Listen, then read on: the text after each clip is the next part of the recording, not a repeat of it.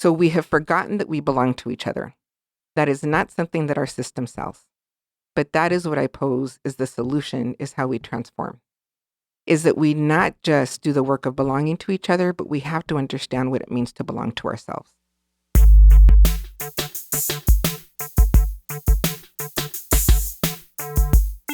This is High Tech High Unboxed. I'm Alec Patton, and that was the voice of Marisol Quevedo Rerucha, author of Beyond the Service of Restorative Practices. Marisol sat down with Nikki Hinostro, Director of School Redesign at the High Tech High Graduate School of Education, to talk about her work and what led her to it. I was there too. I was mostly running sound, but you'll hear me a little bit.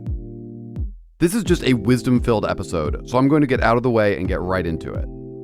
I'm very, very happy, and I have inside of me this energy that is like filled with gratitude bursting out to be here with you, Marisol. I found you because I am a school leader, a queer Chicana who was searching for some statements around how to show up and be when it comes to restorative practices.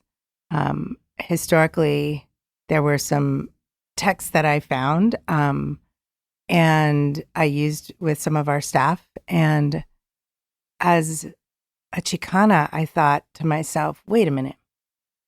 I really want to seek out folks who are like me. And this is a practice that is sacred and indigenous in its history. And where are my people? And so I was on a search, and I scrubbed through the interwebs and was so grateful when I found your book. So I am just like, then what I did was then I reached out. I just thought, I'm going to try every social to see if I can find you. And then you responded on Instagram, which I remember that moment being like, oh my gosh. I felt so fangirl about it. And now here we are in conversation, and we'll see where this goes, but I'm just super grateful to be here. I'm hoping that you might share how you'd like to introduce yourself and where you're from, like for real. Who brought you to this moment? Oh, so thank you. It's really important to me to recognize that our society has taught us things. I say sold to us that we bought. And one of the things that I think that our society has sold us that we've bought is really just the idea around our value, and our value being more in the jobs that we've had, the titles that we've had, the money that we make, like the exterior components, right? Like the things that live on the surface. And with that is like, that's where our ego lives, right? That's where our issues of self-esteem, our issues of control are, like all of our stuff. And along with that, I really believe that our society has taught us the way that has taught us to deny our own humanity and that of others. And I see that through the way that as professionals, we're told to wear a mask, right? You can't show up as who you are in the world. But let me get back. So it can be very difficult, I think, just accepting the space and the role that we're supposed to have in this life. And that's why it's so important for us to live the things that we believe. And you were talking earlier about, wanting to find somebody that was doing restorative practices in an indigenous way and ceremonial. And when we think of the word indigenous, a certain construct and idea comes up, right? But this is indigenous to every single human being on this planet. It's indigenous to everybody. We're inside of High Tech High, because everywhere across this planet, in every land, are people gathered around a fire.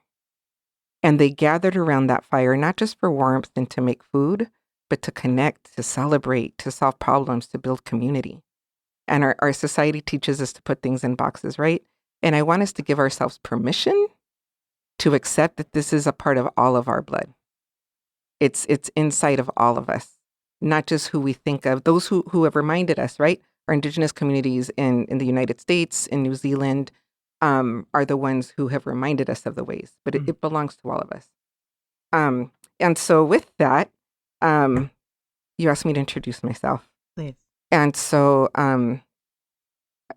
I very, very, with a lot of honor and humility, earned humility, want to introduce myself to you. I am Marisol Quevedo Rerucha. I am the mother of Camerina, Emilia, and Sofia. I am the grandmother to Isabela Luna, Cynthia Eliana, and Lorenzo Martin. I am the daughter to Irma Castro, Abraham Quevedo, stepdaughter to Nancy Gates Quevedo, and daughter to Yolanda Castro. I am the granddaughter to Carmen Rodriguez Castro, Carmen Bedoya Quevedo, Francisco Quevedo, and Alejandro Castro. Who I am, the honor of being with you, doesn't belong just to me. And the honor of being in this space with you, and anybody who happens to be listening, that honor doesn't just belong to me, and it's not about the things that I've done in this life. It's not about my degrees. It's not about the work that I've done. It's not about the staff that I've led. It's not about any of that. I take that back. It is about the staff that I led. It's not about the leadership.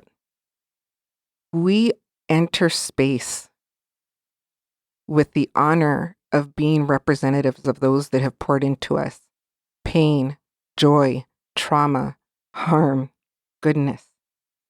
And we do this work and we join together in the work, not just for ourselves, but to honor the 7 generations that came before us.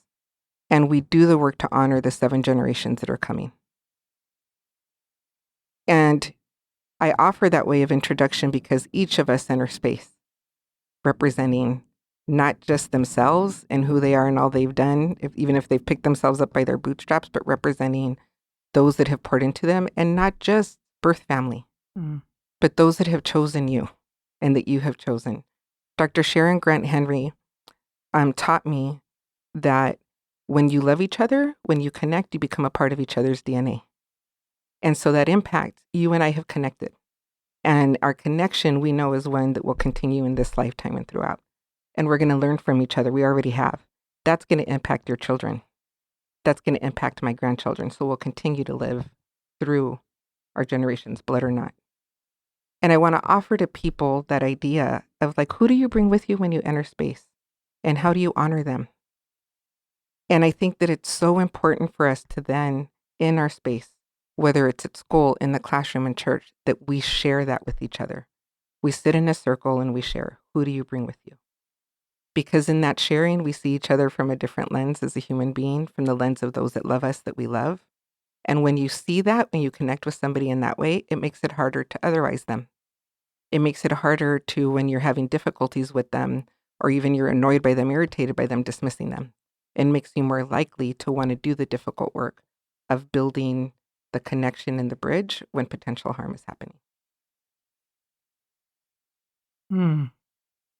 I feel grateful for that connection with you, for the ways that you've impacted me already.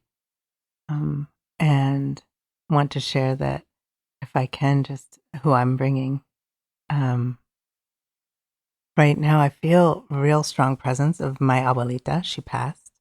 But she's that woman who taught me about like the love where you are so loved that you are the most brilliant genius in that space. She's that woman who taught me what it feels like to be loved like that. And just feeling a lot of her presence right now. So when you named who you're bringing, it brought her into my energy as well. I had a moment where we were making tortillas together, and she had very arthritic, disfigured hands, but she was patting them out and made this beautiful tortilla, and she put it on the griddle. And I looked at it. It was wonderful. I couldn't wait to put the butter on it and to have it. I mean, I had like 10 tortillas with butter a day as a child. And I remember when She gave me the ball of dough and I patted it out, my little 4-year-old self, pat, pat, pat, pat. And then I put it on the griddle and I took it off and it looked like it was the state of Texas.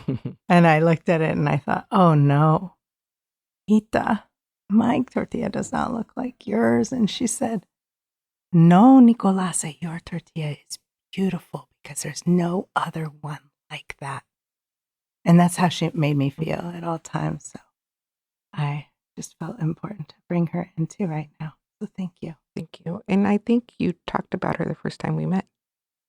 I remember that. And it just also reminded me of my abuelita's hands. And I remember holding her hand at church and holding her hand in her home. I would lay down on her bed and she would rock in her chair. And she passed when I was 16. But I'm just so grateful because I believe that in the spirit world that our ancestors and creator are doing the moves that they have to make for us, for all of us to connect here in this world to do the work that we need to continue doing. So I feel that you felt her because they're all here hanging out like, yeah. Right. It's and a they're party. like, yeah, let's go. Let's go. Let's go. Because I do want to say this, and I think it's for me. These are my beliefs. But because I believe that when we pass, we go into the spirit realm, and my hope is that we continue to do the good, right? That we want, that our ancestors are continuing the fight, continuing the struggle, continuing the goodness on their behalf in that world and on our behalf in this world. I thought one day, if I believe that that's true, then the people that I know are destructive and harmful and hateful, right? They have ancestors who pass that to them that are continuing their work. And when mine celebrate in the goodness, they're celebrating in the darkness. And that for me is it's just important for me to be thinking about and aware of, because where there's light, there's the dark. Mm-hmm. And so whenever I acknowledge them, I also want to be like, give them some extra strength and protection to continue to do that work that we're doing here, right? Fighting against inequity, fighting against the school to prison pipeline, fighting against continued generational poverty, fighting against the dehumanization of people that aren't citizens of this country, right? Like we're continuing. And while we, pull from them, we also want to give some of that back to fight that other dark side. Absolutely. Thank you for bringing that. And that's a responsibility. That's a responsibility I feel proud to carry. But it's felt for sure. I'm going to ask if you wouldn't mind. There's so much to your book that I want to bring in. And so first, when I found the book, I wanted to just it says, it's the title, Beyond the Surface of Restorative Practices. For me, I was excited because I care so deeply about having restorative community wherever I am, that we practice in the ways that will bring community together and deepen and strengthen community. And I learned so much through restorative justice and restorative practices when I was a school leader. I want to say that this Beyond the Surface of Restorative Practices for me was like a how to be a leader for equity handbook. It was so much more like it says restorative practices, but what I realized is this is about actualizing the practices to create liberatory communities. And whether a teacher or a leader, what I realize is to me, restorative practices kind of gets put into this one silo, but this is much more for me. So I really want to know a little bit about the history. When was the moment that you realized or a series of moments that you realized I need to write this book? And then we'll go from there. So I was actually asked by the publisher to write the book because I was doing work. So my restorative journey started when I was a school leader. I was the principal of an alternative charter high school, and they were using restorative practices with students. So specifically circles during when harm would happen in mediations. And so I was introduced to it as a school leader, but I really saw that we were providing that work with staff. So they were already doing circles in the morning, but we really started to embed the practice with the staff as well. And so after I left that school, I moved to the county, and in the juvenile court and community schools, we had a restorative practitioner, like coordinator. I don't remember her exact title, and that was the first time I had the official training.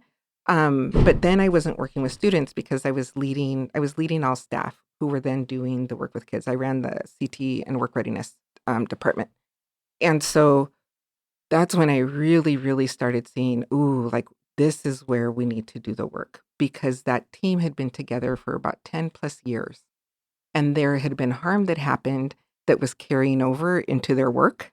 Right. And so once I had the training, then we started doing the circles and work with staff. Or I started, not we. I don't have a mouse in my pocket. So my mom used to always say, "Who's we? You have a mouse in your pocket." No, so that's how I started the work. And then when I started like really thinking about, okay, like what is, really what is it that I've done and how have I done it? And because I'm somebody that saves everything, I had all my agendas, all my meeting minutes, and one of the things I could say to you that I think, I really based the work off of with the adults was, how do I give people voice in the work, in not just the solutions, but identifying the problems, and then together doing that. And how do I, as the school leader, make sure that they have voice, right? And then how do I then hold them accountable, right?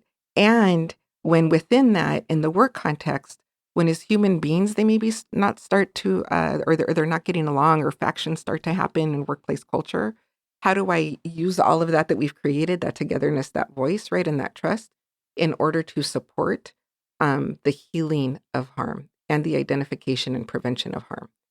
And so that's what I was able to encapsulate and then put down into the processes in the book. Okay.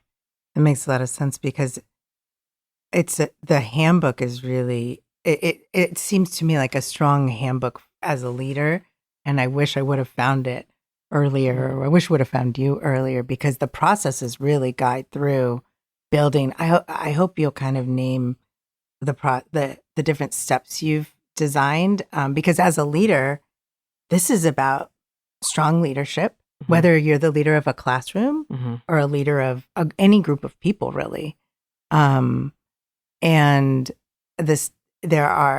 although things aren't linear, there's a process by which you outlined for us. I wonder if you can kind of share a little summary of what you put in there, because to me, it was just like, why didn't I have this before? This is, it kind of took what I intuitively felt in my gut that I would do, because I felt it, and it put it into a very clear process. I want to go back really quick, please, to the writing of the book. So because I was coming at it from the staff component, I asked my spiritual brother, Pedro Terrazas, to write the highlights from the classroom, because he's actively doing the work with kids. And then I also invited Dr. Carolyn Gary to write a chapter on trauma, and Dr. Anjali Lafauri on listening. And so they're included in that. That was completed, and I think it was published in 21. So since the beginning of the writing of it and now, I would write a different book with a clearer process, with it linear, because I understand what it is now. And what I want to start with is, I want to start with the why and the problem. And the problem is that our system is a system that was built to continue to perpetuate harm, because it was built to elevate the few and the powerful. And because of that, and it was built on the backs and the bones of people in our land, right? And not just people from this land, but, Black, brown, indigenous, poor people. And because so the system does what it's meant to do. And when you say system, we're talking like school system. I'm talking about our society. So I'm talking about Western colonized society. And I can specifically speak to the United States, because that's the system that I know. And because it's doing what it needs to do, that's why we continue to see the school to prison pipeline, generational poverty, poor mental, physical, emotional, social health in certain populations, right? And the way that we treat our Black, brown, indigenous people, specifically our boys, our elderly, the poor, those with IEPs, our queer community. There's so many, right? Those that do not have citizenship, those that do not speak English, there's so many that are systems. So if I see the system, I'm going to explain that system is the circle that we all want to be a part of. Mm-hmm. And what I'm hoping our goal is that it is the circle of compassion, right? But our system pushes everybody out of that circle of compassion, right? And otherwises us. And so the way that we fight that is and I got this from Father Greg Boyle, is we do what Mother Teresa said, when we have no peace, it's because we've forgotten that we belong to each other. This system is not a system that was made to create peace. It was made to create wealth and power. But as human beings, our goal is peace, right? And I had mentioned earlier in my rambling introduction, our system, the way that it works is it convinces us to deny the humanity of others and our own humanity, which is why it's okay for us to continue to sit here knowing that there could be a school being shot up right now and our children dying and being murdered, which allows us to still sit here and have this conversation, knowing that we have that big unhoused community that's continuing to get pushed out, right? Out of the streets, and now we're continuing to hide them, and knowing that it's predominantly Black women, elderly Black women, that are increasing in numbers. So the system, we almost have to deny our own humanity to live in the system, right? That we want to so importantly be a part of. The system, if we believe that, right? So there's no peace. So we have forgotten that we belong to each other. That is not something that our system sells. But that is what I pose is the solution, is how we transform. Is that we not just do the work of belonging to each other, but we have to understand what it means to belong to ourselves. And so the solution is we have to do our deep individual work, our deep community collective work, and our system at the same time. And we start it by being super clear about what we believe and how we agree to treat ourselves and each other. Every single system has a mission, has a vision, has values, has codes of conduct, and none of them know how to live to them. If they lived to them, then we wouldn't have the issues that we have. And they don't live to them because our egos are human. We're not doing our individual work. And then also the people that are doing the work did not have voice in creating them. So they were created, they go into a binder, they go on a wall, we don't look at them, we don't bring them up at our meetings, we don't use them as guiding lights, and we don't use them to hold ourselves and each other accountable when we start to do things that we know we shouldn't do, right? Which include, that's how harm happens, that's how toxic workplace cultures, that's how violence happens in classrooms, right? Because we don't know how to have those uncomfortable conversations when, okay, in a meeting, we have that thing, everybody pay attention, put your cell phones away, and your homegirl who you teach next to is playing a game or taking a nap or grading papers. She's breaking the contract you have. We don't know and we don't practice having uncomfortable, challenging conversations in a way that is loving and respectful of you, of that other person, and of your work. So we have to create space for all the systems, right? Sorry, let me start with this. For us as individuals to be clear about what we believe and how we want to be treated and how we treat others. We have these beliefs, but we're not clear with ourselves about them.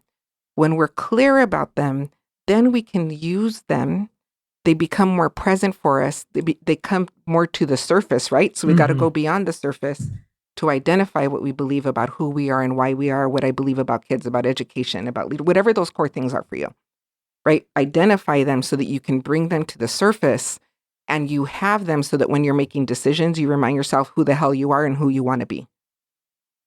And also to remind yourself around your agreements about how you want to treat others and be treated so that you can catch yourself when you're starting to violate what you believe and what you've agreed to.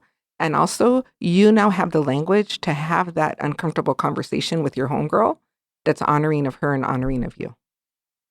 Because you know that you have your expectations, you can state them clearly. So Nikki, listening is really important to me. And for that reason, when you talk, 'cause I see you're giving me a gift. And so when you talk, I look you straight in the eyes. I don't know if you notice, sometimes I'll position my body and put my feet on the ground.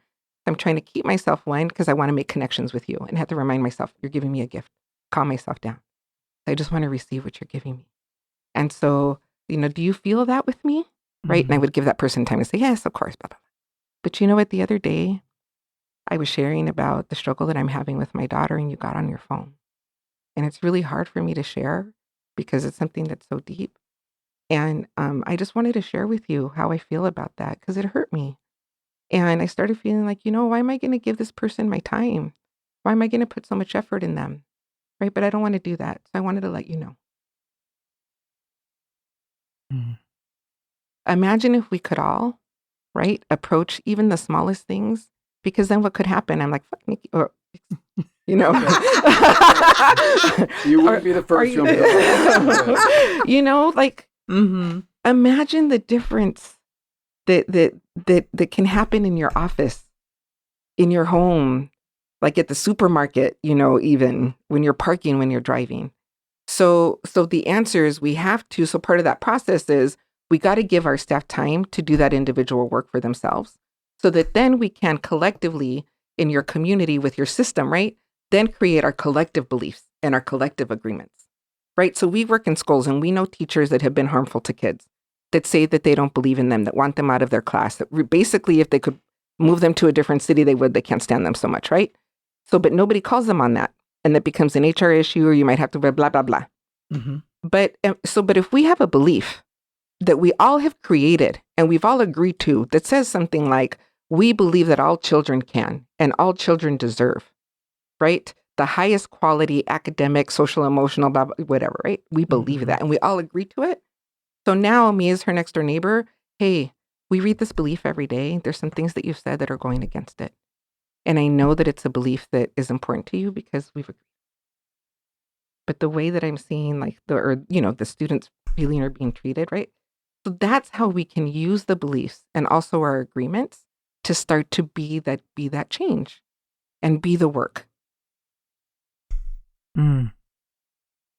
What I wonder about is like, that all makes sense to me, but like that teacher, like people often don't do well with being put, even no matter how you present it, when they're like, oh, I'm the bad guy here, that brings out, and even the way you're presenting it, like if it's like, oh, I'm not living up to these things here, you know, I'm a lot of things going through their head, like, oh, a lot of those kids are black and brown who I like have these feelings about. That means she's calling me racist, and you're suddenly in a whole different place. So like, after you give that message and the person doesn't take it in the spirit in which it was intended, what's the next step? So let me go back, because part of doing that work is you have to do some work of going beyond the surface to really get to your beliefs and your agreements, right? The individual and then the collective. Part of that is starting to develop an understanding and an awareness of where you have a fixed mindset and where you have a growth mindset. And also, so your beliefs, right? And these are your personal beliefs. So if your mindset, if you know that you have a growth mindset in these areas, which is that, you know, you feel uncomfortable about something, but you're going to do it anyway. You believe that failure is a way to growth, right? But you know that you might have a fixed mindset as a parent, in that you might have a 22-year-old daughter who is making, who is doing things that you don't agree with, and you're stuck in the idea that that is not the child that you raised, or they shouldn't be that way. So I see fixed mindset of when you get stuck in the should or shouldn't. So, you know, you get stuck in that why, because the growth helps us work through it. So the reason why I bring this up is that when you have an awareness then of your mindset, then you can start to have ownership of why you are being triggered by things in the moment. So that when you are getting to that, so that work would have been done with the staff already, so that teacher, right, would have the opportunity, and this is where leadership is important, to say, we're sharing a difficult message, right? We're going to take some time and we're going to have a reflective moment or whatever, right, to think, am I getting stuck in my fixed right now or my growth? Because we've already developed this common language. So this goes back to the processes, right? So like the step-by-step process where we have agreed to do this individual work so that when we are reacting to things, right, we have an awareness of what's coming up for us. Because if we have an issue with a 6-year-old, a 12-year-old, a 14-year-old, that's our issue and our trigger.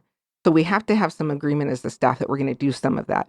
So that when that teacher, right, is feeling like that, they can take some time to pause and help them work through that and then get on with the conversation. And if they stay stuck in that, you know, at some point you have to go through your HR processes.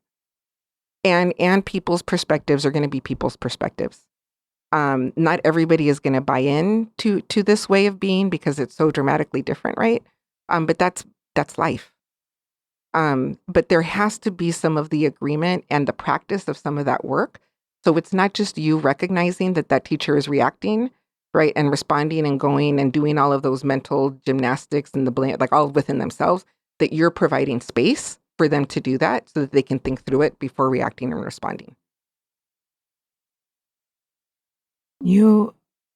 I want to bring up this part because it came up in the book and I was struck by there's mindset, there's also a heart set. Mm-hmm. And so can you talk more about heart set? Mm-hmm.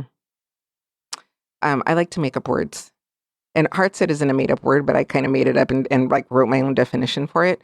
And that's because one of the things, again, that our society has sold us that we've bought is that like our value is in our mind. And what I'm so grateful of is like my generation, I'm 49, so like the Gen X generation, right? Is that, we did enough of our work so that our millennials and our Gen Zers could really help us push into the work of self in a really beautifully healthy way. And so I thought, like when I'm like my emotions, those aren't coming from my head. Those are coming from my heart. So like, where is my heart? So if I understand mindset, fixed mindset, growth mindset, the power of my mind, the power of the belief of effort, if I understand that, what's the power of my heart? Right? And what are then the beliefs that I carry from my heart that guide my actions? And so for me, the beliefs that come from my heart is that we belong to each other. Right? A belief that comes from my heart is what Brian Stevenson said. We are more than the worst thing we've ever done. And I think like that heart set, that's not about my mind. It's coming from someplace else, right? And I think imagine if every teacher believed that every student was more than the worst thing they've ever done. Imagine if every teacher felt that about other teachers that may be harming kids that they love, right? That they're more than the worst thing they've ever done. Imagine if we believe that about ourselves, that we are more than the worst thing we've ever done. That belief that guides my actions and my way of being and how I perceive and react to the world, right? That's my heart. So that's why I use the term heart set. So in the work part of the process is we go through like the why of restorative practices. This is the problem, the systemic harm. Here's the solution. We need to be really clear about our beliefs and our agreements and learn how to live them, learn how to be the work, not just do it from 8 to 5. And we have to do our individual, community, and systemic work. And then we start with the individual, right? So what is our mindset? What is our heart set? So then we can sit down and write like, what do we believe? Be really clear with ourselves. And then our agreements, how we want to treat each other. And then from there, the next step of the process is we do that collectively. And everybody has voice. That's one of the most exhausting things that I have to do as a facilitator. But I've had the honor of doing that with 500 people to 4 people. And what's beautiful is that also part of the work is you're modeling for people how to do this, right? How to build a trust for that to be able to happen. And from there, then you start to do the work of starting to implement both with your staff and with kids and with your community. And starting to, like develop your restorative team or your equity team, right? I call it the work of the Jedi, the work of justice, equity, diversity, and inclusion, right? Which is the most powerful work. And you're right, restorative practices fits under there. But then you start, so for me, it's starting to set the belief and the understanding that we have to live it, we have to be it, and it's not something that we just do. It's about who we are in this world in all ways, with everybody.